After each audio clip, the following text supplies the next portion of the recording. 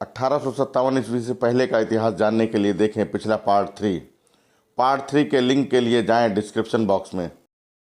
1857 19वीं इन्फेंट्री के सिपाहियों का राइफल अभ्यास से इनकार, सैनिक विद्रोह, अंबाला में गिरफ्तारी, मंगल पांडे का ब्रिटिश अधिकारियों पर हमला और बाद में मंगल पांडे को फांसी दे दी गई थी। लखनऊ में 48वां विद्रोह, मूल सेना का निरस्त्रीकरण,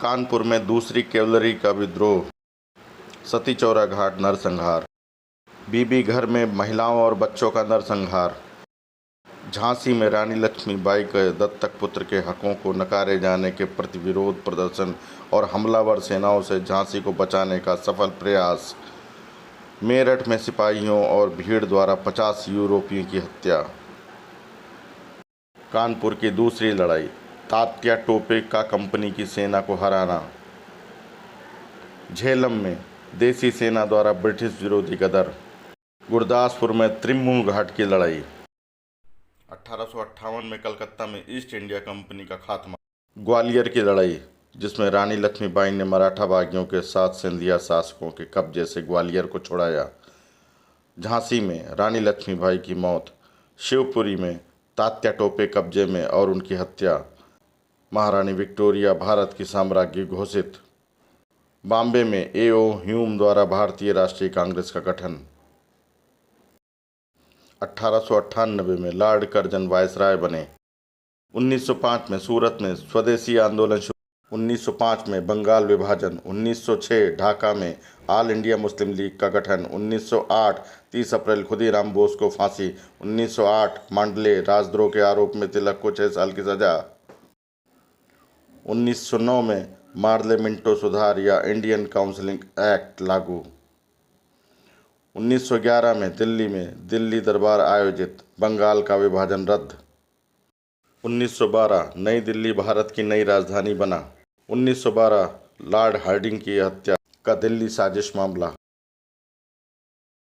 1914 में सैन फ्रांसिस्को में गदर पार्टी का गठन, कोलकाता में कुमार गाता मारू घटना, मुंबई में गोपाल कृष्ण गोखले की मौत, 1916 में लखनऊ एक्ट पर हस्ताक्षर, 1916 में पुणे में तिलक द्वारा पुणे में पहली बार इंडिया होम रूल लीग का गठन, 1916 मद्रास में एनी बेसेंट द्वारा होम रूल लीग का नेतृत्व, चंपारण में महात्मा गांधी द्वारा बिहार में चंपारण आंदोलन शुरू, राज्य सचिव एडविन समुएल मोंटेगू घोषणा, चंपारण अगरिया कानून पास, 1918 में खेड़ा सत्याग्रह, भारत में ट्रेड संघ आंदोलन शुरू, 1919 अमृतसर में जलियांवाला बाग नरसंहार, 1919 में ही लंदन में इंपीरियल लेजिस्लेटिव काउंसिल द्वारा रोलेट अधिनियम पास, 1919 में ही खिलाफत आंदोलन शुरू, तिलक का कांग्रेस डेमोक्रेटिक पार्टी गठन, 1920 में महात्मा गांधी जी द्वारा असहयोग आंदोलन शुरू, अखिल भारतीय ट्रेड यूनियन कांग्रेस शुरू, गांधी जी द्वारा प्रस्ताव पारित किया गया जिसमें अंग्रेजों से भारत को अधिराज्य का दर्जा देने को कहा गया, 1921 में मोपलाह विद्रोह, 1922 में चौरी चौरा घटना, 1922 में इलाहाबाद में स्वराज पार्टी गठित, 1925 में राम प्रसाद बिस्मिल अशफाकुल्लाह खान चंद्रशेखर आजाद काकोरी षड्यंत्र, 1925 द्वारा बारदोली में सरदार पटेल द्वारा बारदोली सत्याग्रह, बॉम्बे में बॉम्बे साइमन कमीशन आया और अखिल भारतीय हड़ताल हुई, 1928 में लाहौर में लाला लाजपत राय पर पुलिस की ज्यादती और जख्मों के चलते उनकी मौत, नेहरू रिपोर्ट में भारत के नए डोमिनियन संविधान का प्रस्ताव, 1929 में भारतीय राष्ट्रीय कांग्रेस का लाहौर अधिवेशन आयोजित, 1929 में लाहौर में कैदियों के लिए सुविधाओं की मांग करते हुए भूख हड़ताल करने पर स्वतंत्रता सेनानी जतिन दास की मौत, 1929 में ऑल पार्टी मुस्लिम कॉन्फ्रेंस ने 14 सूत्री मांग सुझाए, 1929 में ही दिल्ली में सेंट्रल लेजिस्लेटिव असेंबली में सरदार भगत सिंह बटुकेश्वर दत्त द्वारा बम फेंका गया, 1929 में भारतीय प्रतिनिधियों से मिलने राउंड टेबल कॉन्फ्रेंस की लॉर्ड इरविन की घोषणा, लाहौर में 1929 में जवाहरलाल नेहरू ने भारतीय ध्वज फहराया, 1930 में भारतीय राष्ट्रीय कांग्रेस ने पूर्ण स्वराज की घोषणा की। साबरमती में दांडी मार्च के साथ सविनय अवज्ञा आंदोलन शुरू। 1930 में चिटगांव शस्त्रागार पर छापा। 1930 में लंदन में साइमन कमीशन की रिपोर्ट पर विचार हेतु लंदन में पहली बार गोलमेज बैठक। 1931 लाहौर में भगत सिंह, सुखदेव और राजगुरु को फांसी।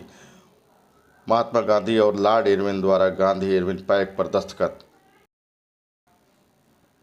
1931 में ही दूसरी राउंड टेबल बैठक में महात्मा गांधी, सरोजिनी, मदन मोहन मालवीय, घनश्याम दास बिरला, इकबाल, सर मिर्जा इस्माइल के दत्ता, सर सैयद अली इमाम शामिल।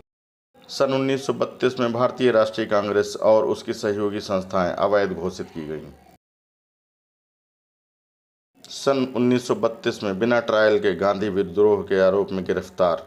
सन 1932 में ही ब्रिटिश प्रधानमंत्री रामसे मैकडोनाल्ड ने भारतीय अल्पसंख्यकों के लिए अलग निर्वाचक मंडल बनाकर सांप्रदायिक अवार्ड घोषित किया।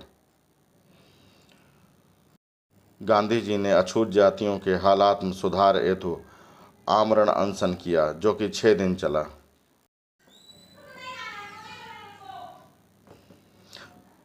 लंदन में तीसरी राउंड टेबल कॉन्फ्रेंस।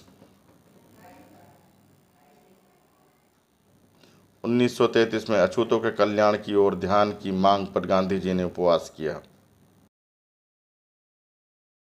1934 में गांधी जी ने खुद को सक्रिय राजनीति से अलग किया और सकारात्मक कार्यक्रमों के लिए समर्पित किया। 1935 ईस्वी में भारत सरकार अधिनियम 1935 पास।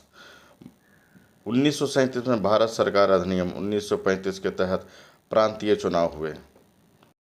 1938 में भारतीय राष्ट्रीय कांग्रेस का हरिपुरा अधिवेशन हुआ, जिसमें सुभाष चंद्र बोस को भारतीय राष्ट्रीय कांग्रेस का अध्यक्ष चुना गया। 1939 में ब्रिटिश सरकार की नीतियों के विरोध में कांग्रेस मंत्रियों को इस्तीफा। सुभाष चंद्र बोस ने भारतीय राष्ट्रीय कांग्रेस के अध्यक्ष पद से इस्तीफा दिया। 1939 में कांग्रेस मंत्रियों के त्यागपत्र के जश्न में मुस्लिम लीग ने उद्धार दिवस मनाया। 1940 में मुस्लिम लीग ने मुसलमानों के लिए अलग राज्य की मांग लाहौर अधिवेशन में की। लॉर्ड लिथनलिगो ने अगस्त ऑफर 1940 बनाया, जिसमें भारतीयों को उनका संविधान बनाने का अधिकार प्रदान किया। 1941 में सुभाष चंद्र बोस ने भारत छोड़ा।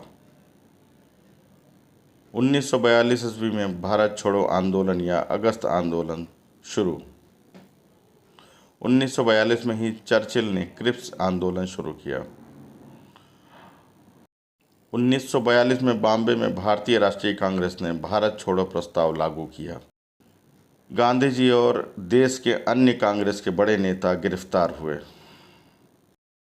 1942 में ही सुभाष चंद्र बोस द्वारा आज़ाद हिंद फौज का गठन किया गया।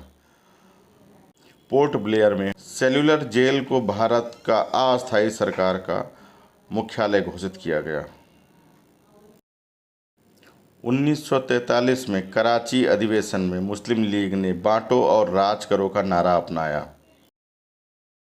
मोरेंग में जापान के सहयोग से आज़ाद हिंद फौज के कर्नल शौकत मलिक ने अंग्रेजों को हराया।